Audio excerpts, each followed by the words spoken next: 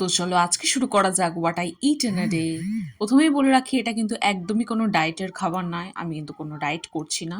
So প্রথমে সকালবেলায় আমি এক গ্লাস একটা স্মুদি খাই। এটা একটা ওটস স্মুদি, যদি এটা রেসিপি জানতে হয় কমেন্ট করো। আমার বর আবার ওটস টোটস খায় না, ও একদম নাকি ওর ওটসের গন্ধ শুকলেই নাকি ওর বমি আসে, তাই জন্য ওর জন্য একটু ব্রেড অমলেট করে দিলাম, তার সাথে একটু অ্যাপলস। তারপর একটু বানিয়ে নিলাম গরম গরম দুধ চা আদা দিয়ে, আর আমার বর কিন্তু খায় র চা।